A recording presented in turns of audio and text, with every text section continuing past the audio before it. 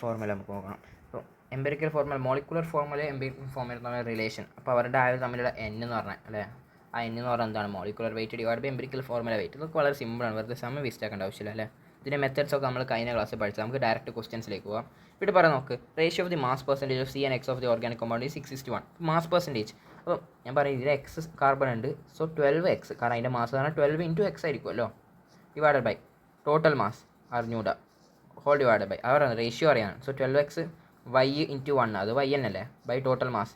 അതെന്ന് പറഞ്ഞാൽ 6:1 ആവുമല്ലോ. That means 12x by y = 6:1. 6:1 എന്നല്ലേ, 1 6 6 12. So 2x = y. അപ്പോൾ y = 2x എന്നുള്ള സംഭവം നമുക്ക് കിട്ടിയിട്ടുണ്ട്. ശരി, ഇനി അടുത്ത രണ്ടാമത്തെ പാരഗ്രാഫിൽ എന്താ കൊടുത്തിട്ട് നോക്കാം. അപ്പോൾ ഈ പറഞ്ഞ കോമ്പൗണ്ടിൽ contains half as much as oxygen. അപ്പോൾ നമ്മൾ എന്ത് ചെയ്യണം, ആദ്യം ഇതിൻ്റെ കമ്പഷൻ ആയിട്ടുള്ള CXY ചൂടാക്കി കഴിഞ്ഞാൽ എന്താ കിട്ടുക നോക്കാം അല്ലേ. CXH. നമുക്ക് ഒന്നാമത് ഈ പറഞ്ഞ ടേം ഇത് അറിഞ്ഞിരിക്കണം, അല്ലെങ്കിൽ ഇത് അറിയാണ്ടും ചെയ്യാം. ഈ പറഞ്ഞ ഇക്വേഷൻ അറിയാണ്ടും ചെയ്യാമല്ലോ. ഈ റിയാക്ഷൻ ഒന്നെങ്കിൽ ഈ ഒരു മെത്തേഡ് പഠിക്കാം, അല്ലെങ്കിൽ ഞാൻ പറയാം CXHY. y എന്ന് പറഞ്ഞാൽ 2x ആണ്. അത് എത്ര O2 ആയിട്ട് റിയാക്ട് ചെയ്യും, CO2 കിട്ടും. ആ CO2 ഈ x തന്നെ ആയിരിക്കും, CO2 ഞാൻ ബാലൻസ് ചെയ്യുന്ന കേട്ടോ. അതേപോലെ H2 ഉണ്ടാവും. എത്ര H2 ഉണ്ടാവും? ഇവിടെ 2x H2 ഉണ്ടാവും. ഇപ്പോൾ ഇവിടെ XH2 ഉണ്ട്, അപ്പോൾ ഒരു x, സോ 2x H2 ഉണ്ട്, ഇവിടെ 2x ഉണ്ടായി. അതേപോലെ O2 എത്ര വേണം? ഇവിടെ 2x + x O2 ലെഫ്റ്റിലുണ്ട്. I means 3x O2 ഉണ്ട്. 3x O2 കിട്ടണമെങ്കിൽ ഇവിടെ 3x/2 ആണ്. 2 ആണെങ്കിൽ 3x O2 കിട്ടും. കറക്റ്റ്, ബാലൻസ് റിയാക്ഷൻ ആയിട്ടുണ്ട്. ഇനി ക്വസ്റ്റ്യനിൽ ഗിവൺ ആണ് വെച്ചാൽ ഈ റിയാക്ഷനിൽ വേണ്ട അത്ര ഓക്സിജൻ്റെ പകുതി, ഈ റിയാക്ഷനിൽ വേണ്ടത്ര ഓക്സിജൻ്റെ പകുതി. അപ്പോൾ ഓക്സിജൻ മോൾസ്, ഈ റിയാക്ഷനിൽ വേണ്ടത്ര ഓക്സിജൻ്റെ മോൾസ്. അപ്പോൾ ഇതിൻ്റെ അകത്ത് 3x/2 മോൾസ് ഉണ്ട്. അത്ര ഓക്സിജൻ ഉണ്ട്, 3x/2 × ഈ 2 ഉണ്ട്, നമ്മുടെ A2 B2 കോൺസെപ്റ്റ് 2 = 2. അപ്പോൾ 3x moles of oxygen, 3x/2 അതിൻ്റെ പകുതി, അതാണ് 3x/2 മോൾസ് എന്തിലുണ്ട്, ഈ പറഞ്ഞ കോമ്പൗണ്ടിലുണ്ട്. എന്ന് വെച്ചാൽ Z, ഇവിടെ ഓക്സിജൻ്റെ Z അല്ല, അത്രയും ആറ്റം മോൾസ് Z ഇത്ര ഉണ്ട്. That means Z = 3x/2. So Z എക്സിൻ്റെ ടേംസിൽ അറിയാം, y എക്സിൻ്റെ ടേംസിൽ അറിയാം, പിന്നെ x. അപ്പോൾ അതിൻ്റെ എല്ലാം റേഷ്യോ സിമ്പിളായിട്ട് കിട്ടും എന്നൊരു ഇതാണ്. അതാണ് എംപിരിക്കൽ ഫോർമുല. ഓക്കെ, ഈ അഡ്വാൻസ് ഈ ക്വസ്റ്റ്യൻ നോക്കാം. ഇത് സംഭവം സിമ്പിളാണ്. ഇവിടെ തന്നെ ഈ മാസ് തന്നെ നമുക്ക് പെർസെൻറ്റേജ് ആയിട്ടാണ്. ഇപ്പോൾ ഫോസ്ഫറസ് ഈ ഒരു കമ്പൗണ്ടിൽ ഇത്ര ഉണ്ട്, ഇപ്പോൾ ഇത്ര പെർസെൻറ്റേജ് ഉണ്ട്, സൾഫർ ഇത്ര പെർസെൻറ്റേജ് ഉണ്ട്. അത് മാസമായിട്ട് വന്നു കഴിഞ്ഞാലും സെയിം അത് തന്നെ പരിപാടി ചെയ്യുക. ഇത് ഡിവൈഡ് ബൈ ഇതിൻ്റെ മോളിക്കുലർ മാസ്, ഇത് ഡിവൈഡ് ബൈ ഇതിൻ്റെ അറ്റോമിക് മാസ് ആട്ടോ ഡിവൈഡ് ചെയ്യുക. എന്നിട്ട് അതിൻ്റെ സിമ്പിൾ ഹോൾ നമ്പർ റേഷ്യോ ഇട്ടിക്കാൻ ഉത്തരം കിട്ടി. സിമ്പിൾ. അപ്പോൾ നമുക്ക് എംപിരിക്കൽ ഫോർമുല കിട്ടും. ഈ അഡ്വാൻസ് ക്വസ്റ്റ്യൻ ഇത് നോക്കാം നമുക്ക്. ഇവിടെ 20 ഈ പറഞ്ഞ HCl സ്റ്റോക്ക് സൊല്യൂഷനിൽ 29.2 weight by weight percentage. That means 29.2 grams of HCl എന്തിലുണ്ട്, 100 grams. ഞാൻ സ്വന്തമായിട്ട് ഡിഫൈൻ 100 grams ഓഫ് സൊല്യൂഷനിലുണ്ട്. അപ്പോൾ ഇവിടെ നിന്ന് നമുക്ക് മൊളാരിറ്റി കിട്ടും അല്ലെ. Molarity 29 divided by 2 divide by 36.5, that is moles divide by എന്താ ഡെൻസിറ്റി എത്രയാണ്, മോൾസ് ഡിവൈഡ് ബൈ വോളിയം അല്ലേ. Volume density = mass by volume, volume = mass by density. Mass 100 grams ആണ്. അപ്പോൾ അങ്ങനെ നമുക്ക് ഇവിടുന്ന് മൊളാരിറ്റിയുടെ, അപ്പോൾ ഇവന് ഒരു മൊളാരിറ്റി ആദ്യം ഉണ്ട്. Okay, molecular weight of volume of stock solution require to prepare 200 ml of 0.4 molar. അപ്പോൾ ഇവൻ ഇനീഷ്യലായിട്ട് ഒരു മോൾ ഉണ്ട്. അപ്പോൾ നമ്മൾ സംഭവിച്ചാൽ ഇവിടെ ഈ പറഞ്ഞ volume of the stock solution, നമ്മൾ ഇനി എക്സ്റ്റേണലി എത്ര സ്റ്റോക്ക് സൊല്യൂഷൻ്റെ വോളിയം കൊടുക്കണം, സോ ദാറ്റ് നമുക്ക് 200 വോളിയം ആയിട്ടുള്ള ആ സൊല്യൂഷൻ കിട്ടും. നമ്മളിപ്പോൾ ഉള്ള ആദ്യമുള്ള ബക്കറ്റിൽ എന്തുണ്ട്, ഇത്രയും മോൾസ് നമുക്ക് ഇവിടുന്ന് കണ്ടെത്താൻ പറ്റുന്ന അത്രയും മൊളാരിറ്റി ഉണ്ട്. ആ മൊളാരിറ്റി ഉള്ള ആ ഒരു സൊല്യൂഷനിലേക്ക് ഇനി എത്ര എക്സ്റ്റേണൽ വോളിയം കൊടുക്കണം, സോ ദാറ്റ് അത് 200 വോളിയം ആവും. പോരായിട്ട് ആ പറഞ്ഞ സൊല്യൂഷൻ്റെ മൊളാരിറ്റി 0.4 ആവും. ദാറ്റ് മീൻസ് നമ്മുടെ എന്താണ്, മിക്സിംഗ് ആണ്, മിക്സിംഗ് അല്ല ഡൈല്യൂഷൻ്റെ ഒരു കേസാണ് ഇവിടെ. അത് ഡൈല്യൂഷൻ്റെ പ്രത്യേകത എന്താണ്, അവിടെയുള്ള മോൾസും left hand side right hand side എന്നല്ല, ഇനീഷ്യലായിട്ടുള്ള മോൾസ് എപ്പോഴും കോൺസ്റ്റൻ്റ് ആയിരിക്കും. കാരണം നമ്മൾ ഇനി എക്സ്ട്രാ വെള്ളം മാത്രം, volume of the stock solution എന്ന് വെച്ചാൽ വെള്ളം മാത്രമേ ഇനി എക്സ്ട്രാ ആഡ് ചെയ്യുന്നുള്ളൂ. അങ്ങനെ ആകുമ്പോൾ മോൾസ് കോൺസ്റ്റൻ്റ് ആണെങ്കിൽ മോൾസ് ഓഫ് ദി ഇനീഷ്യൽ മോൾസിനെ ഞാൻ MI എന്ന് വിളിക്കാം, ഇൻറ്റു വോളിയം, ഇനീഷ്യൽ വോളിയം. അത് നമുക്ക് ഇനീഷ്യൽ വോളിയം നമുക്ക് അറിഞ്ഞുകൂടാ. ഓക്കെ, അത് നമുക്ക് അറിഞ്ഞുകൂടാ. വി ഇനീഷ്യൽ അത് അറിഞ്ഞുകൂടാ. Final volume to prepare at 200, that is 200 into final molarity അറിയാം. ഇനീഷ്യൽ മൊളാരിറ്റി നമുക്ക് ഇവിടുന്ന് കണ്ടെത്തിക്കൂടെ, റൈറ്റ്. ഇനീഷ്യൽ മൊളാരിറ്റി ഇവിടെ നമുക്ക് ഇൻഫോർമേഷൻസ് ഉണ്ട്. ഈ 29.2 എന്ന സ്ഥാനത്തിൽ ഇൻഫോർമേഷൻസ് ഉണ്ട്. ഫൈനൽ വോളിയം നമുക്ക് ഇവിടെ നടത്താം. സോ അതാണ് മെത്തേഡ്. ഓക്കെ, അടുത്ത ക്വസ്റ്റ്യൻ ആണെങ്കിലോ, അടുത്ത ക്വസ്റ്റ്യൻ വളരെ സിമ്പിളാണ്. റിലേറ്റീവ് മോൾസ് ആണ്, 25% ഡിവൈഡ് ചെയ്യുക, അതിൻ്റെ മോളിക്കുലർ മാസ് ഇതെടുക്കും. ഈ ക്വസ്റ്റ്യൻ ആണെങ്കിൽ ഇതും വളരെ ബേസിക് ക്വസ്റ്റ്യൻ ആണ് കൺസെപ്ച്വലായിട്ട്. ഇതിലെന്താണുള്ളത്? ഇവിടെ 6.3 grams ഓഫ് NaHCO3 ഉണ്ട്. അത് ഇവിടെ ആദ്യം NaHCO3 അതിൻ്റെ റിയാക്ഷൻ അറിയണം, അത്രേ ഉള്ളൂ. NaHCO3 എന്തുമായിട്ട് റിയാക്ട് ചെയ്യും? നമ്മുടെ അസിഡിക് ആസിഡ് ആയിട്ട് CH3COOH ആയിട്ട് റിയാക്ട് ചെയ്യും. അപ്പോൾ എന്താ കിട്ടാൻ? ഇവിടെ CH3, സോ CH3COONA കിട്ടും, പ്ലസ് വാട്ടർ കിട്ടും, പ്ലസ് കാർബൺ ഡൈ ഓക്സൈഡ് കിട്ടും. ഇത് ബാലൻസ്ഡ് ആണ്, നോക്കിക്കഴിഞ്ഞാൽ ബാലൻസ്ഡ് ആണ്. ഓക്കെ, ഇനി ഇവിടെ 6.3 grams ഉണ്ട്. So 6.3 divide by molar mass എത്രയാണ്? Molar mass 84. ഞാൻ ഇപ്പം കാൽക്കുലേറ്റ് ചെയ്യുന്നില്ല. അതേപോലെ ഇവിടെ 15 grams CH3COOH വന്നിട്ട്. സോ 15 gram ഡിവൈഡ് ബൈ അതിൻ്റെ മോളാർ മാസ് 60. സോ ഇതിൻ്റെ താഴെ ഏറ്റവും ചെറുത് ഇവനാണ്. Moles divide by stoichiometric coefficient ചെയ്ത് കഴിഞ്ഞാൽ ഏറ്റവും ചെറുത് ഇവനാണ്. സോ ഇവനാണ് ലിമിറ്റിംഗ് റിയേജൻറ്റ്. ഇനി എന്താണ് mass of the residue? Residue എന്ന് പറഞ്ഞാൽ ആരാണ്? എത്ര റെസിഡ്യൂ എന്ന് പറഞ്ഞു കഴിഞ്ഞാൽ ഒന്നാമത് കാർബൺ ഡൈ ഓക്സൈഡ് പറന്നു, പിന്നെ ബാക്കിയുള്ള ഈ ചങ്ങായിയാണ്. ഈ ചങ്ങായിൻ്റെ എത്രയാണെന്ന് അറിയില്ല. നമ്മൾ കണ്ടെത്താൻ Pattathil mass of the CO2 കണ്ടെത്താൻ പറയുന്നത്. ലിമിറ്റിംഗ് റിയേജൻറ്റ് അറിയാം, ഇതിൻ്റെ മോൾസ് അറിയാം, ഇതിൻ്റെ ബാലൻസ്ഡ് റേഷ്യോ അറിയാം. നമ്മൾ നോർമൽ മോൾ കോൺസെപ്റ്റിൽ നമ്മൾ യൂണിറ്ററി മെത്തേഡ് വെച്ചിട്ട് CO2യുടെ മാസ് കിട്ടും. അത് അത്രേ ഉള്ളൂ. പക്ഷേ ലോ ഓഫ് കൺസർവേഷൻ മാസ് എന്ന് പറഞ്ഞ കൺസെപ്റ്റ് ഉപയോഗിച്ച് കഴിഞ്ഞാൽ ലെഫ്റ്റ് ഹാൻഡ് സൈഡിൽ ഉണ്ടാകുന്ന റിയാക്ട് ചെയ്യുന്ന പ്രോഡക്ട്സ് റൈറ്റിലേക്ക് പല സാധനങ്ങളായിട്ട് മാറും. പക്ഷേ പല സാധനങ്ങളായിട്ട് മാറി കഴിഞ്ഞാൽ റൈറ്റ് ഹാൻഡ് സൈഡിലുള്ള മാസും ലെഫ്റ്റ് ഹാൻഡ് സൈഡിലുള്ള മാസും അത് എപ്പോഴും ഈക്വൽ ആയിരിക്കും. അപ്പോൾ അത് വെച്ച് നമുക്ക് ഇങ്ങനെ ഈ ക്വസ്റ്റ്യൻ ചെയ്യാൻ പറ്റും. ഇവിടെ പറയുന്നത് വെച്ചാൽ 6.3 grams ഈ സാധനം ഉണ്ട്. അതേപോലെ എത്രയാണ്? 15 grams ഈ സാധനം ഉണ്ട് എന്ന് പറയുന്നുണ്ട്. ഇവിടെ റെസിഡ്യൂ ആയിട്ട് വരുന്ന സാധനത്തിൻ്റെ എത്രയാണ്? അത് 18 grams ആണ്. അപ്പോൾ റെസിഡ്യൂ ആയിട്ട് വരുന്ന സാധനത്തിൻ്റെ 18 grams ആണ്. ദാറ്റ് മീൻസ് ഇവിടെ റെസിഡ്യൂ CH3H2 ഉണ്ട്. അപ്പോൾ അത് രണ്ടും കൂട്ടിയിട്ട് 18 grams. അപ്പോൾ ടോട്ടൽ എന്ന് പറഞ്ഞു കഴിഞ്ഞാൽ എത്ര? 6.3 + 15 ദാറ്റ് ഈസ് 18.3 ആണ്. സോറി, 6.3 + 15 ദാറ്റ് ഈസ് 21.3 ആണ് ടോട്ടൽ ലെഫ്റ്റ് ഹാൻഡ് സൈഡ്. അപ്പോൾ അവിടെയും 21.3 വേണം. അപ്പോൾ ഇവിടെ 21.3 ഉണ്ടെങ്കിൽ ഇത് പറഞ്ഞു റെസിഡ്യൂ മാത്രം 18 grams. സോ ഇവിടെ ആക്ച്വലി ഇവിടെ എത്ര വേണ്ടതായിരുന്നു? 3.3 വേണ്ടതായിരുന്നു. അപ്പോൾ അതാണ് കൺസെപ്റ്റ്.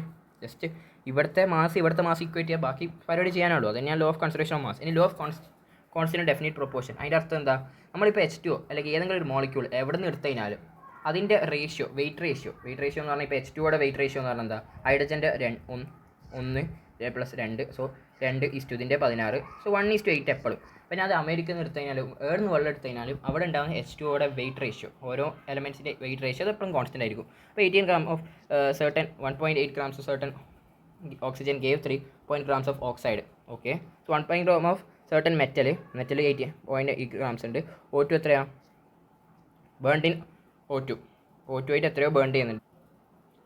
Gave 3 grams. അപ്പോൾ ഇതിൻ്റെ നമുക്ക് തന്നിട്ടില്ല. അപ്പോൾ ഇതിനെങ്ങനെ കണ്ടെത്താൻ? നമ്മൾ law of conservation of mass. Right hand സൈഡിലുള്ള മാസ് 3 grams ആണ്. ഇവിടെ 1.8 ആണ്. 2 3 എത്തിന് ഇവിടെ 1.2 വേണം. ഇനി ഇവിടെ നമുക്ക് മെറ്റലിൻ്റെയും ഓക്സിജൻ്റെയും റേഷ്യോ എടുക്കാൻ. അതെന്ന് പറഞ്ഞാൽ ഇതാണ് റേഷ്യോ. ഇനി അതേപോലെ അടുത്ത കേസ് എന്താ? മെറ്റലും സ്റ്റീമും റിയാക്ട് ചെയ്യുന്നുണ്ട്. ഓക്സൈഡ് ഉണ്ടാകുന്നുണ്ട്. ഓക്സൈഡിൻ്റെ മാസ് വന്നിട്ടുണ്ട്, മെറ്റലിൻ്റെ മാസ് വന്നിട്ടുണ്ട്, സ്റ്റീമിൻ്റെ മാസ് നമുക്ക് കണ്ടെത്താൻ സിമ്പിളല്ല. നമ്മൾ ലോ ഓഫ് മാസ് കോൺസർവേഷൻ. ഇവിടെയുള്ള മാസ് അത് രണ്ടും ഈക്വൽ ആണ്. അന്നേരം നമുക്ക് ഇതിൻ്റെ സ്റ്റീമിൻ്റെ മാസ് കിട്ടും. സ്റ്റീമിൻ്റെ അപ്പം മെറ്റലിൻ്റെയും സ്റ്റീമിൻ്റെയും മാസ് അത് അതിൻ്റെ റേഷ്യോ അതെന്ന് പറഞ്ഞാൽ എത്രയാണ്? അതും വെയിറ്റ് റേഷ്യോ കറക്റ്റ് 1.5 തന്നെയാണ്. അപ്പോൾ നോക്കി മെറ്റൽ ഓക്സൈഡിൻ്റെ മെറ്റലിൻ്റെയും ഓക്സിജൻ്റെയും റേഷ്യോ എന്ന് പറഞ്ഞാൽ അത് എങ്ങനെ വന്നതിനല്ലോ സ്റ്റീം വഴിയോ അല്ലെങ്കിൽ ഇങ്ങനെ ഓക്സിജൻ വഴി ബേൺ ചെയ്താലും നമുക്ക് ഒരേ റേഷ്യോ കിട്ടുന്നത്. So low of constant proportion follow ചെയ്യുന്നുണ്ട്. ഓക്കെ, ഇവിടുന്ന് എന്താണ്? ഇതും വളരെ സിമ്പിളാണല്ലോ. നമുക്കെന്താ? കോമ്പൗണ്ട് എയിൽ ഫോസ്ഫറസിൻ്റെയും ക്ലോറിൻ്റെയും റേഷ്യോ, വെയിറ്റ് റേഷ്യോ ചെയ്യാം 0.2. അപ്പോൾ നിങ്ങളായിരിക്കും നേരത്തെ നമ്മൾ മോളിക്യൂൾ വെച്ചിട്ട് അതിൻ്റെ മോളിക്കുലർ മാസ് അല്ലെങ്കിൽ അറ്റോമിക് മാസ് വെച്ചിട്ടല്ല റേഷ്യോ. ഇവിടെ അറ്റോമിക് മാസ് അല്ല, ഇവിടെ ഈ മാസ് റേഷ്യോ എങ്ങനെ ആയാലും അറ്റോമിക് മാസ് ആയാലും ഉള്ള റേഷ്യോ ആയാലും അതെപ്പോഴും കോൺസ്റ്റൻ്റ് ആയാൽ മതി. ലോ ഓഫ് മൾട്ടിപ്പിൾ പ്രൊപ്പോർഷൻ എന്ന് പറഞ്ഞു കഴിഞ്ഞാൽ ഒരു സാധനം, ഒരു 2 എലമെൻറ്റ്സ് കൂടി ചേർന്നിട്ട് ഒന്നിലധികം പ്രൊഡക്ട്സ് ഉണ്ടാകും, ഒന്നിലധികം കോമ്പൗണ്ട്സ്. നോക്കി കാർബൺ ഓക്സിജൻ കൂടി CO2 ഉണ്ടാവുക, അല്ലെങ്കിൽ കാർബൺ മോണോക്സൈഡ് ഉണ്ടാവുക. ഓക്കെ, അങ്ങനെ ആകുമ്പോൾ പറയുന്നത് വെച്ച് കഴിഞ്ഞാൽ ഇവിടെ നമുക്ക് വെയിറ്റ് റേഷ്യോ 12:16, അതേപോലെ വെയിറ്റ് റേഷ്യോ 12:32 അങ്ങനെയാണല്ലോ, ശരിയാണ്. അങ്ങനെ ആവുന്ന കേസിൽ ഇവിടെ ഒരുത്തൻ്റെ മാസം നമ്മൾ ഫിക്സ് ആക്കാം. അപ്പോൾ ഇവിടെ ആരെ മാസം ഫിക്സ് ആക്കാൻ പറ്റുക? ഞാൻ കാർബണിൻ്റെ മാസം ഇവിടെ ഫിക്സ് ആണ്.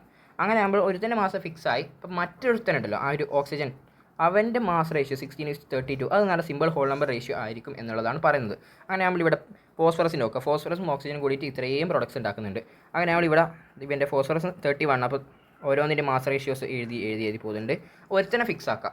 ഞാൻ ഫോസ്ഫറസിൻ്റെ ഫിക്സ് ആവേണ്ട 62, ഇവിടെ 62 ഉണ്ട്. പക്ഷേ ഇവിടെ 124 ഉള്ളത്, ഇവിടെ 120. അപ്പോൾ ഞാൻ ഇവനെ ഡബിൾ ചെയ്യുമ്പോൾ റേഷ്യോയിൽ എല്ലാത്തിനും ഡബിൾ ചെയ്യണം. ഇപ്പുറത്തോനെ ഡബിൾ ചെയ്യണം, ഇപ്പുറത്തോനെ ഡബിൾ ചെയ്യണം. അങ്ങനെ ഇവനെ എല്ലായിടത്തും ഫോസ്ഫറസിൻ്റെ മാസ് ഫിക്സ് ചെയ്ത് എന്നിട്ട് ഫോസ്ഫറസ് അല്ലാത്ത മറ്റവൻ എന്ന് വെച്ചാൽ ഇവൻ ഇതിൻ്റെ വെയിറ്റ് റേഷ്യോ എന്ന് പറഞ്ഞാൽ അത് വളരെ സിമ്പിൾ ഹോൾ നമ്പർ റേഷ്യോ ആയിരിക്കും. അത് കറക്റ്റ് ആണല്ലോ, സിമ്പിൾ ഹോൾ നമ്പർ റേഷ്യോ എടുത്ത് നോക്ക്. അല്ല പിന്നെ എന്നോട്ടും സെയിം പരിപാടിയാണ്, വെറുതെ സമയം വേസ്റ്റ് ആക്കുന്നില്ല.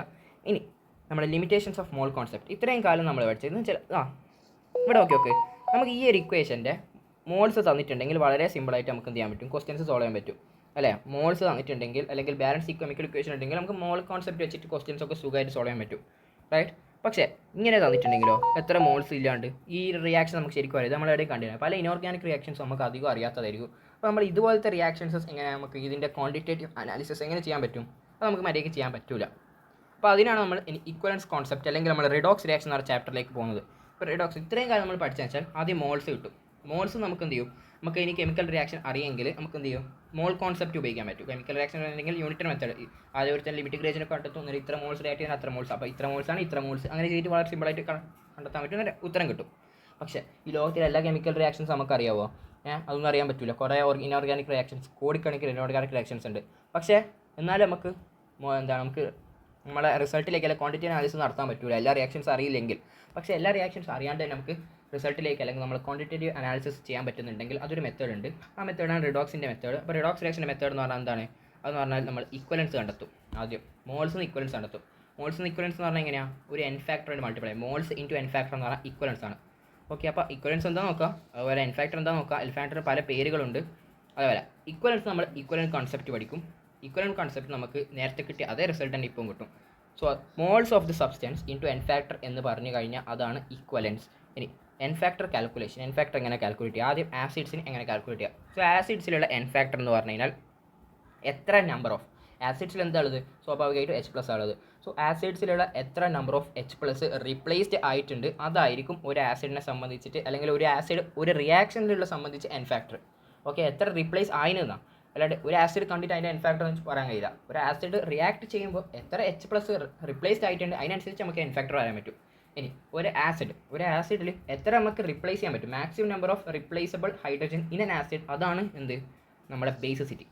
അപ്പോൾ അത് ബേസിസിറ്റിയും എൻ ഫാക്ടർ നമ്മൾ വ്യത്യാസം മനസ്സിലാണ്. എൻ ഫാക്ടർ എന്ന് പറഞ്ഞാൽ എത്ര റിപ്ലേസ് ആയിന്ന്, ബേസിസിറ്റി എന്ന് പറഞ്ഞാൽ എത്ര റിപ്ലേസ് ചെയ്യാൻ പറ്റും മാക്സിമം ആയിട്ട്. ഓക്കെ, ഇവിടെ HCl NaOH NaCl ആയി നോക്കിക്കോ, ഒരു എച്ച് എന്നെ റിപ്ലേസ് ചെയ്തല്ല ഒരു എച്ചിനാ. So n factor 1 H2SO4 NaOH എന്താ ഉണ്ടാവുക Na2SO4. സോ Na 2 എച്ചിന് റിപ്ലേസ് ചെയ്യും, എൻ ഫാക്ടർ 2. ഇവിടെയാണെങ്കിലോ NaOHന് കോൺസെൻട്രേഷൻ കുറവാണെങ്കിൽ മേ ബി ഒരു എച്ചിനെ മാത്രമേ റിപ്ലേസ് ചെയ്യുള്ളൂ, NaHSO4 ഒരു എച്ചിന് മാത്രം. എന്നാലും എൻ ഫാക്ടർ 1 ആവും കേട്ടോ. അപ്പോൾ H2SO4 എന്ന ആസിഡ് കണ്ടിട്ട് നമുക്ക് എൻ ഫാക്ടർ കണക്കാൻ പറ്റില്ല, പക്ഷേ റിയാക്ഷൻ കണ്ടിട്ട് നമുക്ക് എൻ ഫാക്ടർ അളക്കാൻ പറ്റും. ഓക്കെ, അപ്പോൾ ഇവിടെയുള്ള സ്വാഭാവികമായിട്ട് കുറേ H3PO4 എൻ ഫാക്ടർ എന്താവാം, മേ ബി ഒരു എച്ചിനെ റിപ്ലേസ് ചെയ്യുക, അല്ലെങ്കിൽ 2 എച്ചിനെ റിപ്ലേസ് ചെയ്യുക, 3 എച്ചിനെ റിപ്ലേസ് ചെയ്യുക. അപ്പോൾ 1 2 3 എൻ ഫാക്ടർ ആവാൻ സാധ്യതയുണ്ട്. ഓക്കെ, ഇത്രയേ ഉള്ളൂ. ഇനി കോൺസെപ്റ്റ് ഓഫ് റിഡക്ഷൻ നമ്പർ ഇത് നമ്മൾ പിന്നെ പഠിക്കുന്നതാണ്, നാളെ പഠിക്കുന്നത്.